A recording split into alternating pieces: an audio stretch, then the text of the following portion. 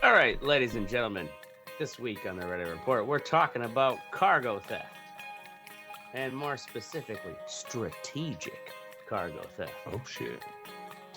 As usual, our bandits are Teddy Taquito Tequila Terror Bear, my mustache may be fake mystic, hand over your Ozempic Oracle, and always with the alibis Ashtray. And before we get into our topic, don't forget about our weekly Dane County Humane Society Pause for the Cause. This week, our pet is Bad Bunny. He is a Mexican cottontail rabbit who was smuggled all the way to Levi Stadium in San Francisco for what he thought was his mic check, only to find out some Puerto Rican bastard is actually performing the Super Bowl halftime. Oh man. Damn. Yeah, right? Yeah, Once he got that's smuggled depressing. up here, he had no papers. He didn't know where to go, so they sent him Yep. to the Dane County Humane Society. Right. All right. So, this is a topic I actually read a report on, I don't know, maybe 6 months ago or so. It's like, oh, this, I never thought about that. And it wasn't till, which I'll get into later, tell the fucking old Guy Fieri. Oh, Guy Fieri. Oh, Guy Fieri. We should. Leave it to Guy Fieri to make a topic Somebody steal his hair dye? blow up. Oh, it wasn't his hair dye. It was his tequila. Oh, really? Yeah.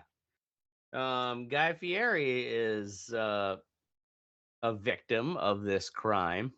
So when we think of cargo theft, most people think of like basically cargo theft has been around as long as cargo's been around. Think of like pirates and train robbers. But it's getting more sophisticated these days, and in the last like couple of years, it's actually like really rising in this particular form called strategic cargo theft. On average today, retailers are losing about $1 billion a year Damn. to cargo theft. And often people, when they hear about it, they're like, whatever, fuck, it's just fuck those corporations. Yeah. But ultimately, it all ends up in the long run getting passed down to the consumer. So for reported cargo thefts, this is the broad encompassing cargo thefts. In 2023, there was reported 3,011 cargo thefts. In 2024, there was 3,798. That was a 26% increase. And of that cargo theft between those 2 years alone, train theft was 40%. Train? So like are they out there on fucking horseback? Like Yep. robbing Right. trains? Now, actually, there are some like some recent viral videos on fucking TikTok or whatever of in Chicago area. Just a whole bunch of just regular motherfuckers just swarmed down and busted open some of those because the trains, they put those cargo containers that come off the ships, stack them on train cars, and these people in Chicago like busted into some of them and like right out in the open broad daylight were just like looting shit out. And that's why we need the fucking National Guard, because I want my Amazon This is shit. why Trump is sending the National Guard to Chicago to protect that precious corporate cargo. So like those videos of the train cargo thefts in Chicago are more like the traditional strong arm cargo theft, which is still theft. more than 50%. That's what their of, fucking tracks look like in Chicago. I'm looking at this video of just like, Oh, that's a lot of Yeah, that's it. garbage fucking everywhere. well, that I think is after they looted. Oh, 'Cause it okay. almost sounded like that, probably someone sent out a TikTok or a Twitch or whatever. Yeah, you can see this video here where it's just like, hey, like we know there's cool shit in these cars and this train's been parked here. Yeah. And so like the whole hood came out and started looting. Did the whole hood come out? Nice blinds, Teddy. Thank you. So that's like your traditional cargo theft is not just trains, but also will be like people Planes and automobiles. will either break into warehouses and steal pallets of shit, roll up with a truck. People will roll up on a semi when the guy's going in to take a piss at the Quick Trip and run off with his truck. Oh, run off with his fucking truck? Like the entire Oh, truck? yeah. So they'll either run off with the entire truck, if they can break into it, or at like a full-on truck stop, sometimes. And because these theft groups are more and more organized now, like they'll tail, and they're actually like, it's not just like, oh, here's a semi, like let's see what's in here. Like they might break in and it's just like fucking pallets of Bounty paper towels, like, but they are now like, they are hacking in, which is what they consider strategic cargo theft, where thieves use deception to intercept or trick suppliers and shippers to take the goods or even directly the payments involved in the shipping industry of the merchandise. So like they are phishing and hacking in to figure out like what specific trucks have what. And it's like, oh, this truck they should have done it earlier, because just breaking into a truck and hoping it's something valuable. I mean, that's a shitty. Well, that's a shitty way to fuck it. Let's say they have. Let's go down to the docks and see, and hopefully they got some shit we want to steal, fellas. Oh, if you sure. break into the first three, there's like toilet paper and diapers and shit. So, point being, they have been doing it earlier. It's only just now where they're actually starting to talk about it. Gotcha. And because so like cargo theft, the strategic cargo theft, which involves like not just like, oh, there's a warehouse where we know there's some good shit and we're just going to break into it in the middle of the night and steal it, or we're going to just hope this semi has some cool shit in it. Strategic cargo theft is where basically hackers and fraudsters are getting into the supply chain, because a lot of people don't realize is that shipping is now all handled by brokers. The like company that's manufacturing, whether it be Nike or fucking Guy Fieri and his tequila, like they don't own their own trucking logistics. They pay a company to handle that. Well, these trucking logistic companies, I think there's even like a reality show where it's like truckers, bid to like, oh, I'll take this crazy load to, whatever, and I can do it for a better price than the next guy. So there are these networks where trucking companies can see what loads are available in what area and then where it needs to go and what the kind of asking price is, and they will bid on it. So they just need to get into that platform and just like have like a phantom account or whatever, pretend like you're a trucker. Then you can be like, oh yeah, and find out what's hauling. Like, oh, I'll take those Xboxes, sir. I'll take them all the way back to my house. Yep. This needs to be an add-on for American Truck Simulator. That would make that game so much better. Oh yeah. You gotta fight off hijackers. right? Where hijackers try to steal your truck while you're taking a piss at the Love's truck stop. Yeah, so these cargo theft groups, or they're just fraudsters. They either hack in, or through phishing scams, they get a login for a trucking logistics company, and they then get in and like look at the itinerary of what's available. Then they make fake trucking companies, or they just straight up steal a legitimate trucking company's information. If they're already in the system, then it's not that hard for them to get like, oh yeah, well, this is a trucking company that works out in the California area. We'll just copy and paste their logo, make up a fake PDF, and we'll send a bid. Send a bid in to pick up this load. So like you're saying, Teddy, like, why didn't they think of this earlier? Well, in 2020, about 8% of cargo theft was the strategic cargo theft. Is it 8%? 8%, yeah. By 2024, it's now up to 32%. So it's basically that doesn't. Well, that's for. I mean, that doesn't seem like getting very strategic and in a quick enough time.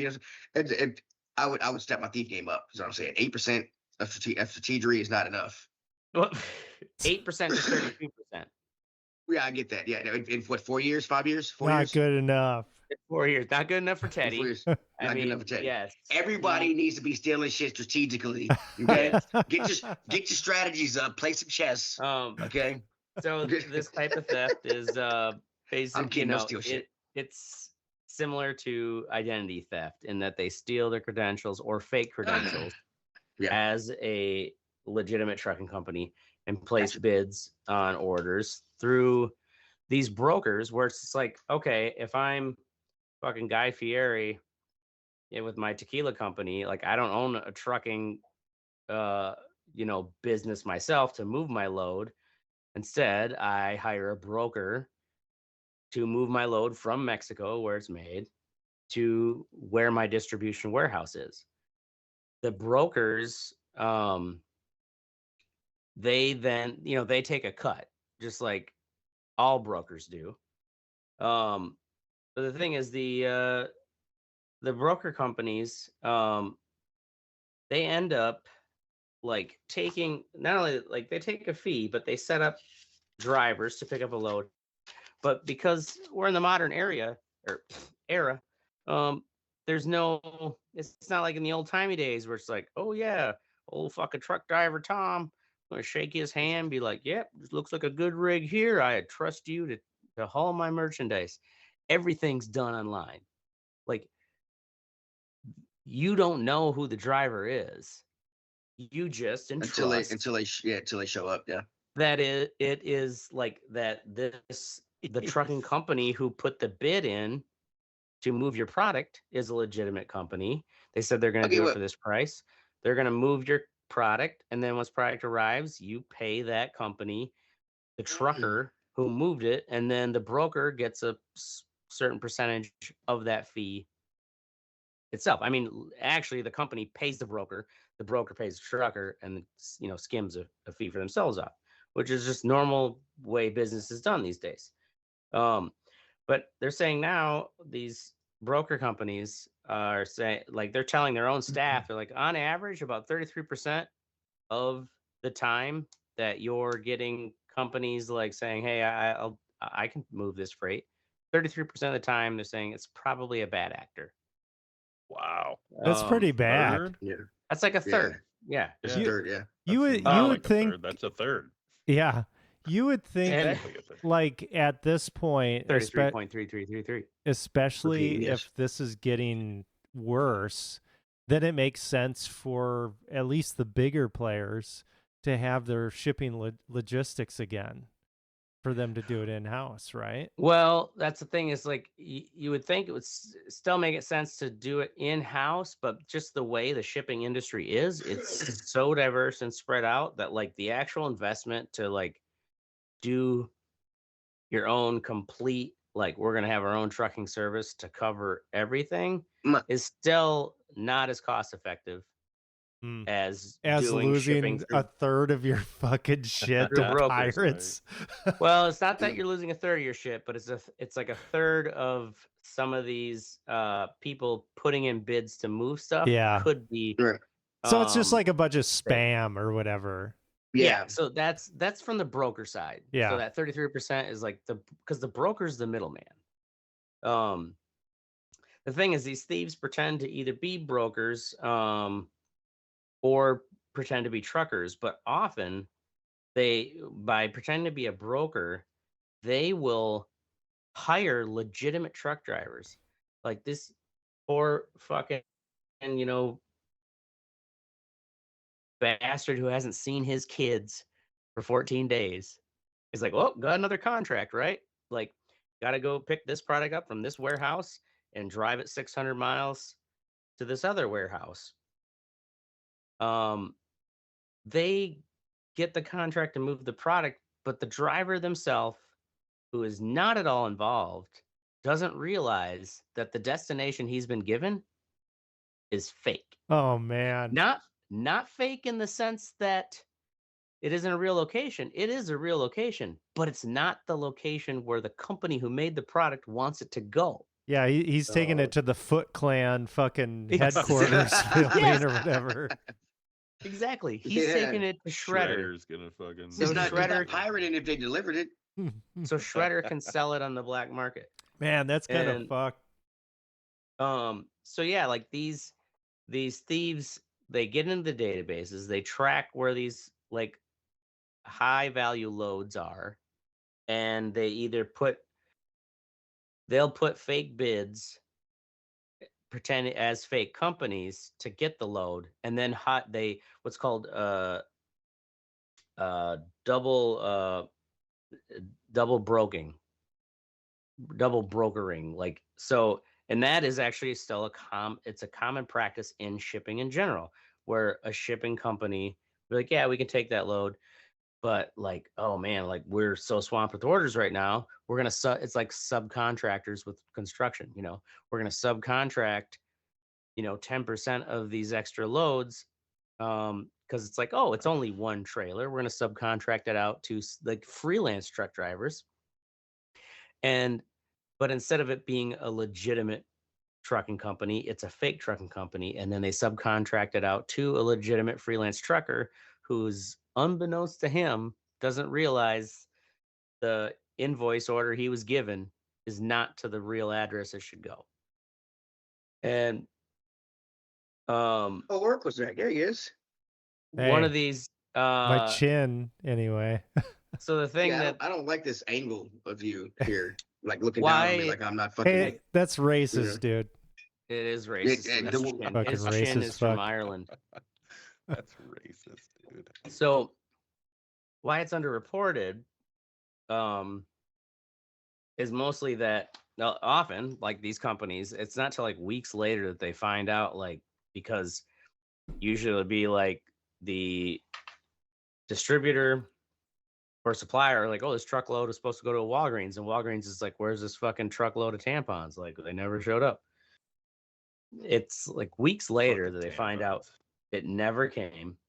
Another reason is that these companies, it's like Nike's a big one, and like in these investigations articles I was reading, like a lot of these big companies, like they would make no comment.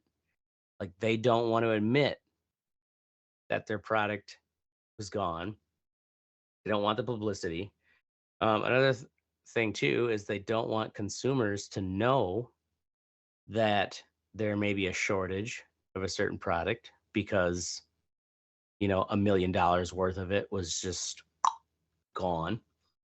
Another reason too is that, and why a lot of people are like, whatever, it's like, fuck those corporations, they got insurance. It's like, yeah, sure, they got insurance, but it's like, just like us, regular people with a fucking car accident, when they have to make these insurance claims, their premiums go up. So while all these corporations factor in a certain amount of, lost or damage, percentage to their products, if they've got to make insurance claims for loads of stolen material and their insurance rates go up, that price gets factored down where it's like, well, we're going to raise the price of it 5% because we're now paying higher insurance premiums for our next load. Right. One of the most targeted, surprisingly, products is food and consumables like Red Bull or protein shakes. Really? One of the reasons for that too is the authorities say that it's because they're consumables. The evidence gone. Yeah. It's not the Mm. same as Gotcha. like say Sure. like there's a story about like a whole truckload of Oculus headsets. Right. Oculus those Oculus headsets, at least they all have their own individual serial numbers and Right. stuff. Or like Yeah. laptops, that's another common thing that's stolen. Or also surprisingly washing machines, which like God, that'd be a fucking bitch to move.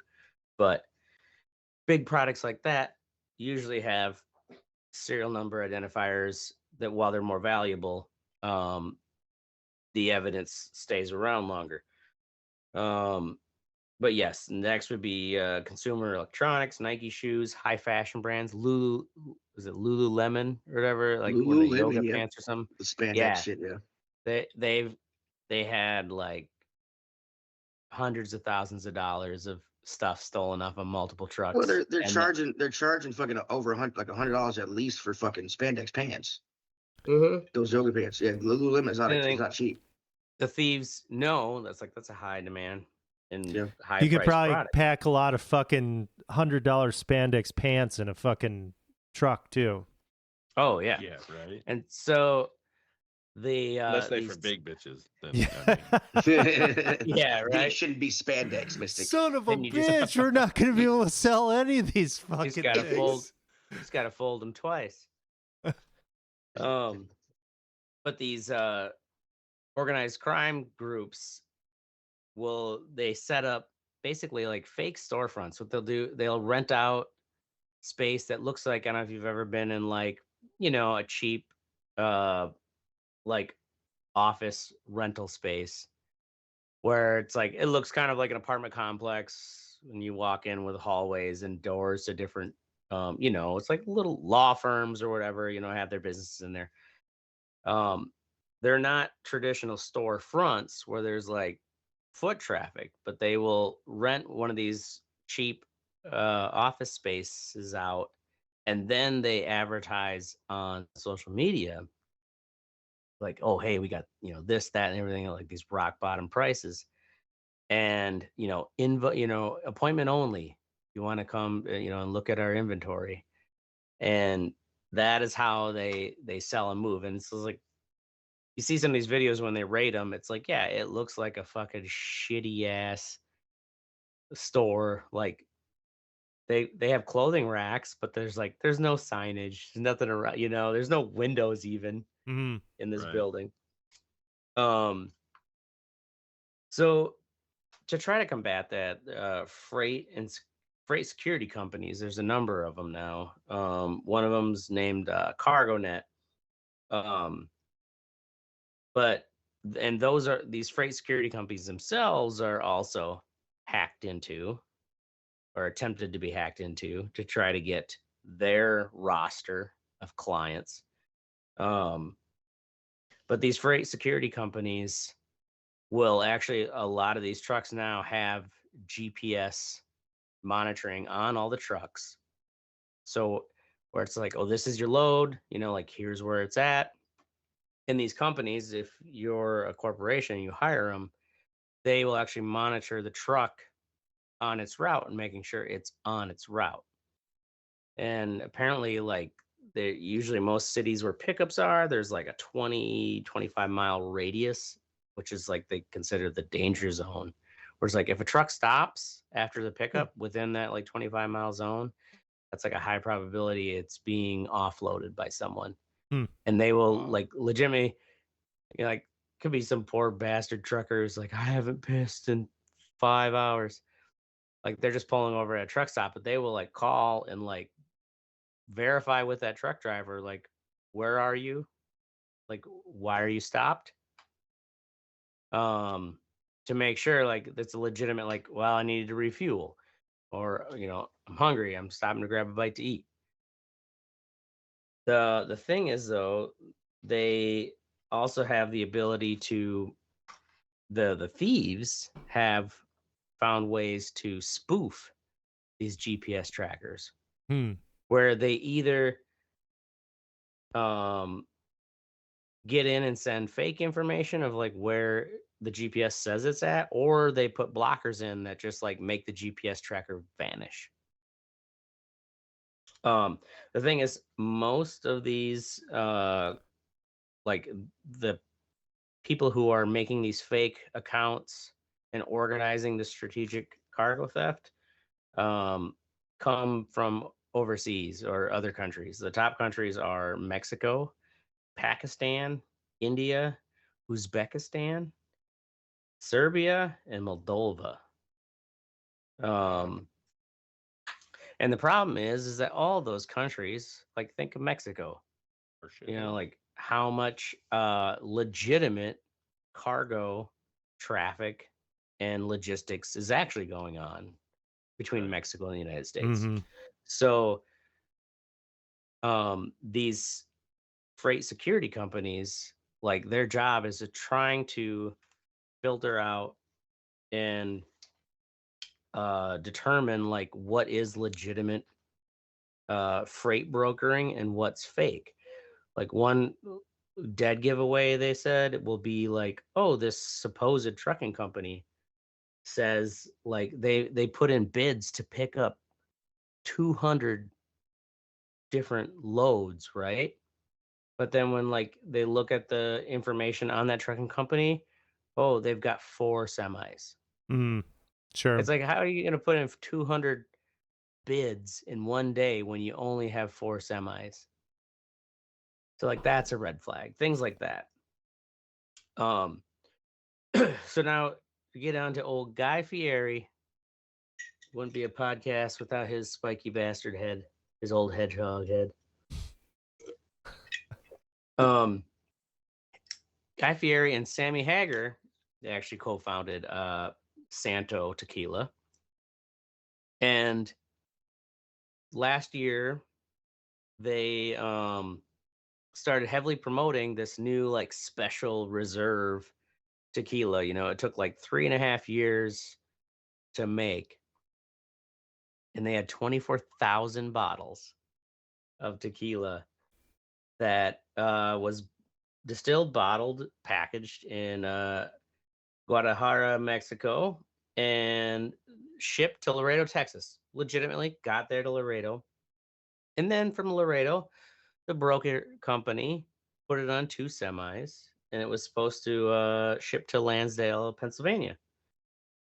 And then the logistic company's like, oh, sorry. They like email the company, there's a problem. Water pump went out of the truck.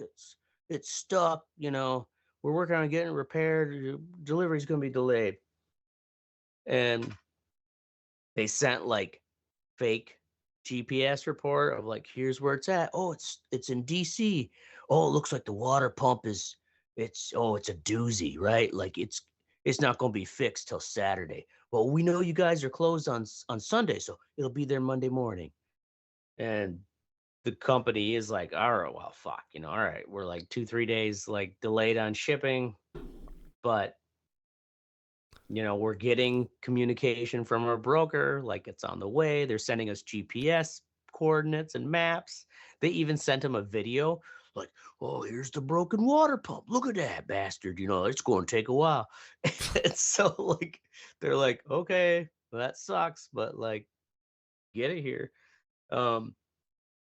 Monday rolls around, and they said, oh, it's within a couple miles. The broker company, that's like, dude, the broker, who I think actually the broker itself in this case, turned out the broker itself was legit, and the broker was like, "Oh, GPS says it's just a couple miles away. Please confirm it arrived." Never arrived. So it turns out this is another one of those double brokering cases where the brokering shipping company farmed it out to a trucking company. That trucking company then farmed it out to 2 other trucking companies, and those 2 other trucking companies were fake. And so they CargoNet, which is one of those security companies they hired to like look into it, and they tracked down one of the truck drivers, and he was like, he delivered the load, moved on to his next couple of gigs, and it turns out, yeah, he was a legitimate trucker, had no idea like what the fuck was going on. He's like, I took the load where I was told to take it, but he was able to tell authorities where he took it, and instead of Pennsylvania, he took it to Los Angeles, and they, through tracking down with that where that warehouse was, they managed to recover. Let's see here, what was it? 11,000 of those 24,000 bottles. They also found a shit ton of Nikes and Adidas. Like, it was like this warehouse was just full of stolen shit. It was like one of these cargo theft rings had rented an entire warehouse just to store the stolen shit that they were fraudulently faking legitimate truckers to deliver there.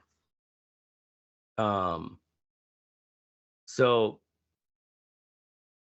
they ended up, so they got 11,000 of the bottles back. They didn't end up finding the other truck. They never found out who exactly the thieves were. They did find out that the thieves were based in Armenia. And so it's one of those where it's like, the reporter was asking, he's like, well, why are you talking about this? Because most companies don't. And he's like, yeah, no one wants to admit, like, yeah, we got fucking scammed. But he's like, we're hired and work with legitimate trucking companies and logistic companies, and it still happened to us. So it's like, this is happening everywhere. So yeah, like even just the strategic side, another percentage, they said it's from the last 4 years, it's up 1,200%. That style of theft. Damn. There you go, Teddy. They fucking stepped their game up, dude. Yeah, Teddy, how's that percentage for you? 1,200%, man. 1,200%. Well, what I thought you said strategic. At first, it was 8%. Now it's 32% of those thefts. So well, it was 1,200. So it was no. 1,200. I mean, shit. No, Teddy. Listen, you got to think about percentages are also contextual. That 8% to 32% was those are both percentages of broad-based cargo theft. Oh, okay. Just strategitic cargo, and that was also just between 1 year and the next. Those two numbers. This number here, 1,200%, is for the last 4 years. Okay. Just the strategic type has expanded 12%. Okay. Yeah, I thought the 8 to 32% was just the strategic part of the type of robbery. So that's why I was like, what happened to the fucking percentage jump, bro? No, and that was just 1 year, where this is over 4 years. See, I pay attention. I just thought it was fucking. I was like, whoa, you trying to hit me with some Trump numbers, bro? What's going on? Right? Yeah, right? like a Trump graph. Where like, hey, get this guy a fucking Nobel Peace Prize. Yeah. Well, where's it at? If he doesn't win, he's gonna blow up a country. That is our. You guys ever seen it? You guys ever seen like a trucker shit get jacked in real life? No. Like in person? No. This was in Myrtle Beach Bike Week. There was a trailer. This was one of the coolest trailers I've ever seen. It had like 24 bikes in it. Its whole club's bike was on it. And we all went to the bar and everything. I was hanging out. We come out probably 2 hours later.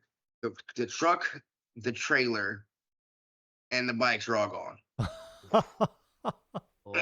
There were people outside and nobody see shit. And this whole club comes outside and their shit, everybody's shit is gone. Ready Just to like, suck Oh chain man. whip everyone around. in here in Nashville, some of the distributors, a couple of distributors got their trucks stolen because these idiots would park in front of the restaurant, leave the truck running, and like deliver the alcohol into the fucking restaurant, and then come back out and the truck be gone. Oh They're like, man. oh This shit. shit's a lot more fucking prevalent than I It really thought, is. man. Right? So Damn, I dude. thought that Mhm. shit only happened in Goodfellas. Yeah, right? well, It's funny you that said and Fast and Furious. Guy Like, Fieri in the interview, he said, he's like, I'm thinking, what is this, Goodfellas? Right. All right. Moving along to our What Sexy section. Oracle with We got- Sync Room. Yep. 20 minutes. Sync room, new Keep it thing. I'll keep it short, but just project working on with Mystic. Been doing the writing projects, so I've been hitting the writing pretty hard. Doing some multimedia shit with that. And it's a lot of fun. So it's cool just being full swing, fucking doing this other creative thing. I'll leave it at that. So what is Sync Room? So Sync Room is like audio visual kind of like storytelling. So in this context, taking the book, that project that we've been working on for the past 10 years and finally getting to the finish line and adding visuals to it. It had music before, had sound effects, and just kind of taking that project to a different platform, which is YouTube. Before we were just going to do like audiobook, print media, digital, and now we've got some capabilities where we're able to do some pretty compelling video stuff with it too. Nice. Some AI magic. Yeah, using some AI magic and also some editing. Video editing and things like that. Mystic's bringing that. So some things were It's With his basically a sexy motion voice. comic. Yeah, it's pretty cool. When Mystic, he sent over like the first kind of demo reel or whatever of a concept, I was just like, holy fucking shit, let's do this. So yeah, that's kind of brought a new dynamic to this project, and it's fun to be working with this. Attaboy. Ooh. Check it out, syncroom.com. Moving along, Mystic, you got something for your sexy or you need a minute? I'm gonna go with Photoshop. Because of this project, we've been using AI basically to generate images. Oh my god. More on that later. But The AI model we were using is basically retarded. It's pretty fucking- bad. It's fucking Yeah. retarded. dude. Yeah. And I couldn't get consistent shit. And like I couldn't figure out how to it would take the background out of stuff really well, but then I couldn't figure out how to save it and shit. So they give you Photoshop Web with the fucking $20 a month AI subscription, and that is 1,000 times better. Like Photoshop, you hit take background out and it fucking does it like perfectly. Like the AI in Photoshop is so much fucking better, and I don't understand why they don't use that instead of fucking Firefly, because that's a piece of shit. Firefly, what is that? Image It's editing AI. software? It's Yeah. Adobe's. Oh, That's Adobe's AI thing, and they have their model. It's good for certain things. Yeah, Adobe has their model in it, which can be good for like just a pure conceptual fucking thing. But really, you're just gonna get whatever the fuck that thing's gonna spit out. You're not gonna be able to iterate on it, not in an efficient manner. And like Mystic saying, like Photoshop, like using those tools in a more targeted way, it's a lot better. And just fucking around with it. Some models are better than others, but man, yeah. Mystic, I'm sure he'll talk about. You just want to beat like something, like beat an old woman or something after working with us for 5 minutes. Jesus. Dude, Get a new fucking AI. It's so dumb. And need to people make that are it like, it's going to slushy. take over the world in like 2 years. Are you fucking kidding? No. Yeah, no, it's like it ain't. We're 100 years out from this Yeah, shit, man. right. Yeah. All right. We'll save your bitching for the fuck you think. Moving on. Teddy, Halo TV show.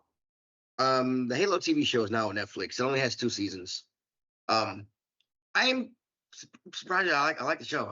The first season follows them dealing dealing with the Covenant and stuff, and the Covenant finding Reach. I believe is the season finale, and the fall of Reach. I like the story. I like the way they're doing the story. I like the way they've adapted the lore of the world. I do not like the Hollywood trope that I get that you're paying this guy to play this part behind a mask.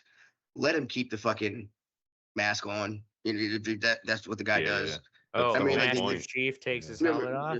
He takes his helmet off, which is fine, but he does it in the which I get doing it in some part, but they do it in the first fucking episode. I'm like, dude, I'm like, come on, it's part of the. Let me guess. Timothy Chalamet. No, it's the guy's not been. He's been saw in a few The Wire, movies. right? Ashtray. Yeah.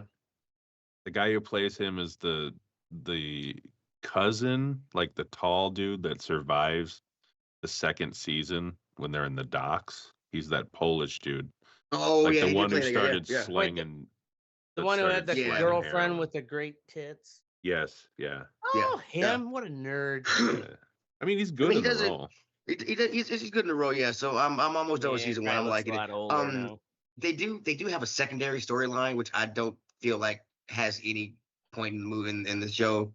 The first season, the first planet that you really see the Covenant attack, it's fucking that they're in a civil war for some reason, and they follow that story through the first season, and I don't know why they did that. I mean, like it's just why did you add that story in? It doesn't make any sense. How long ago did this show come out?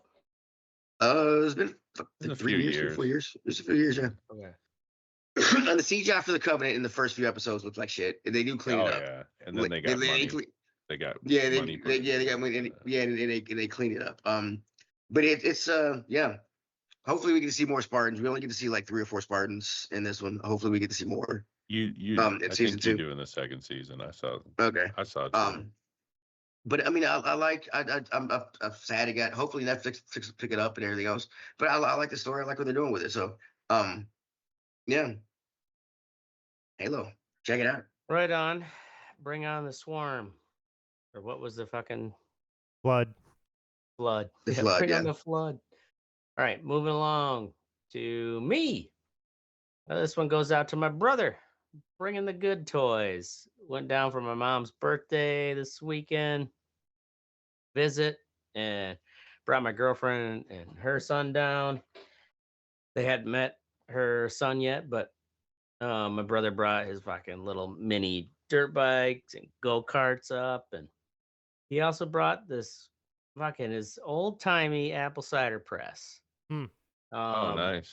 And I actually just Googled like apple cider press, or vintage apple cider press. And like this photo, it's like the exact model that he has. It doesn't have that printing on the funnel.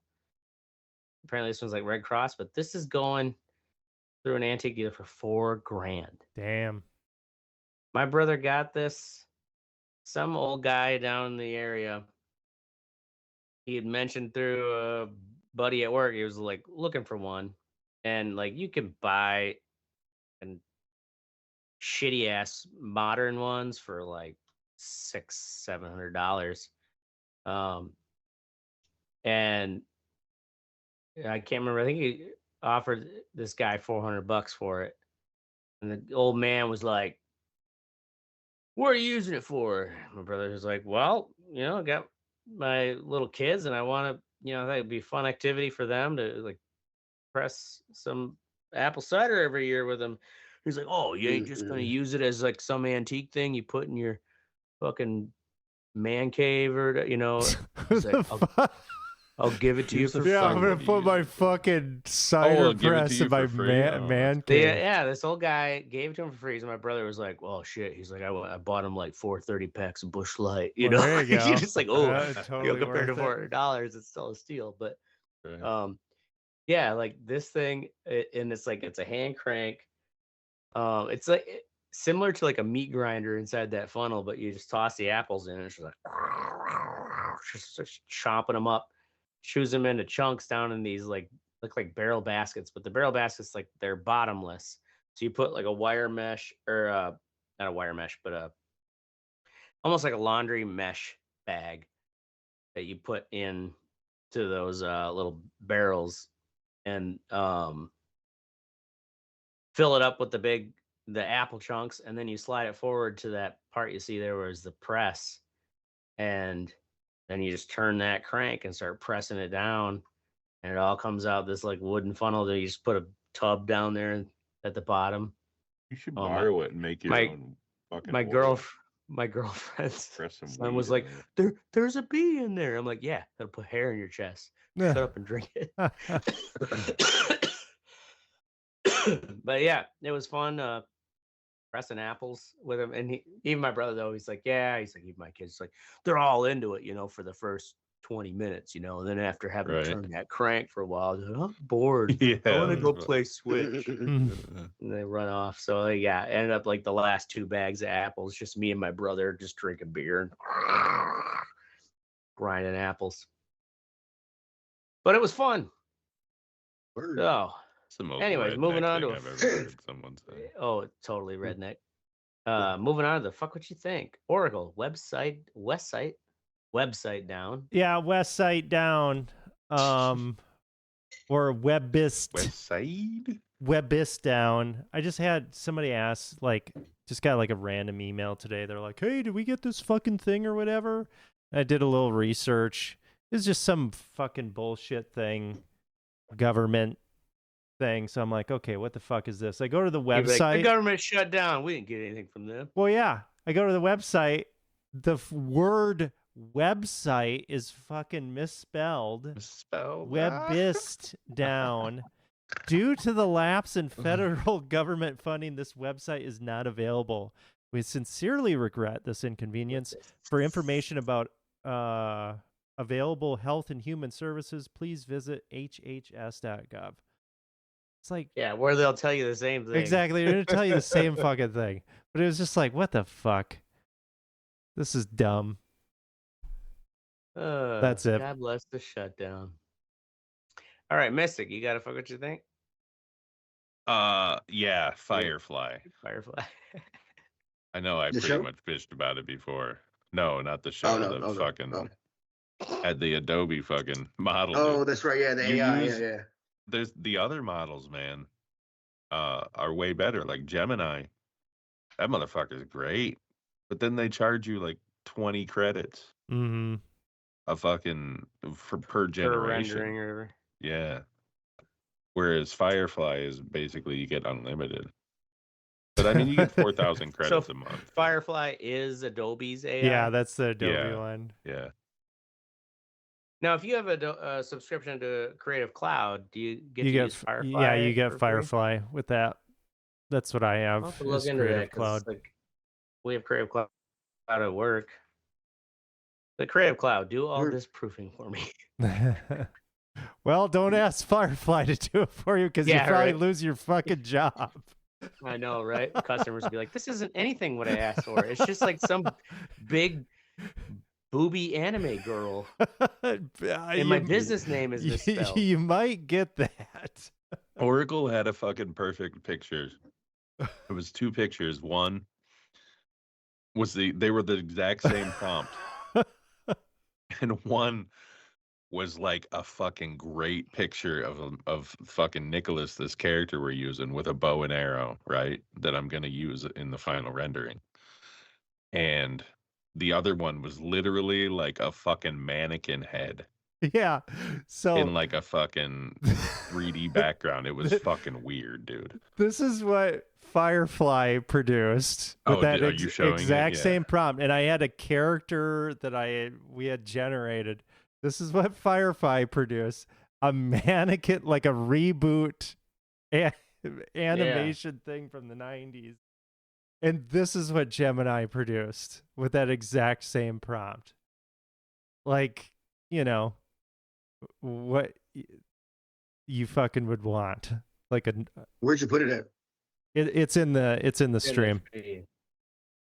Oh, yeah, an archer. I see that. Right. An archer versus a mannequin head. A mannequin.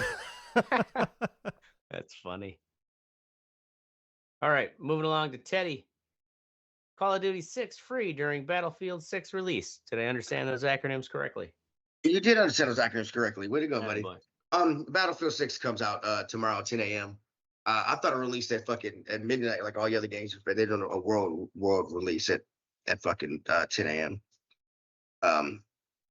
So this game's gonna be awesome. The beta was fucking rocking. It was fucking cool. They're taking it back to the old school. This game's gonna be fucking awesome.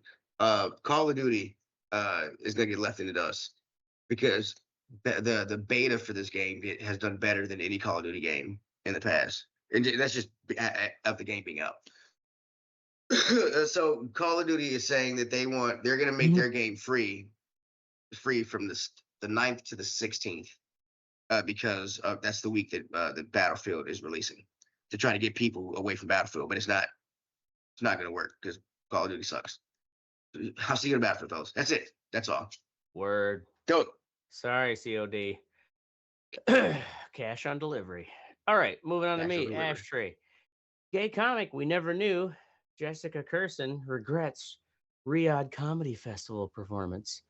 I don't know if you guys saw this. I mean, you've probably all heard the fucking news stories of everybody bitching about the Riyadh Comedy Festival. I saw some. And how all the fucking comics who went there are sellouts and whatnot.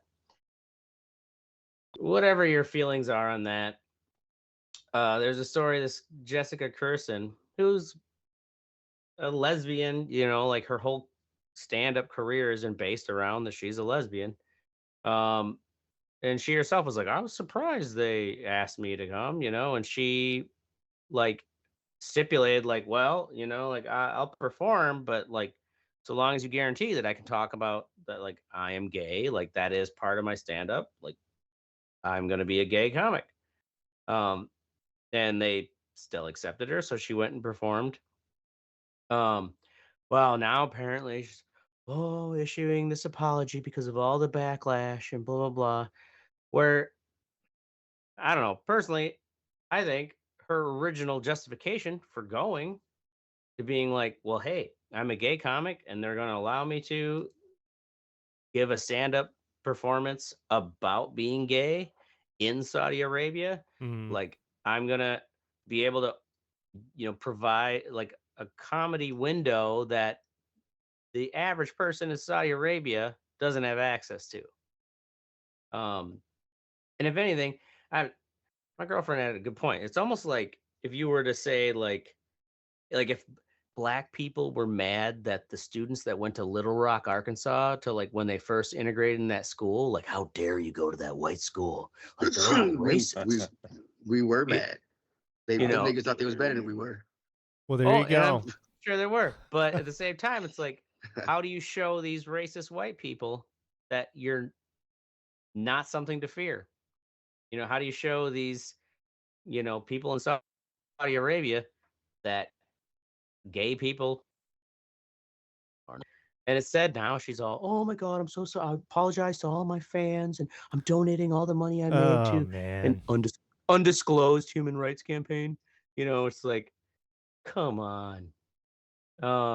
Like, yeah, I'm to an undisclosed human rights campaign, the human rights in my wallet. You know, it's like, fuck you, just own it, you know? We got a minute left. Like the other comedians. But anyways, so that's our show, ladies and gentlemen. This is the Red Eye Report. We're going to be here every Wednesday, Thursday, whatever night we choose, 10 p.m. Central. So make sure you join the conversation at theredeyereport.com or facebook.com/Red Eye Report. You can also fuck us on X because we're not there. Okay, also, in all seriousness, go fuck yourself, Chuck E. Cheese. Okay. Like us, share us, or fuck us. We're down for whatever because I'm the Ashtray. Fair enough. I'm Oracle. I missed it. And I'm Teddy. Bam, bam, bam, just in time. Bow, bow, bow. Are you not going to say it? This is the Red Eye Report. Boom.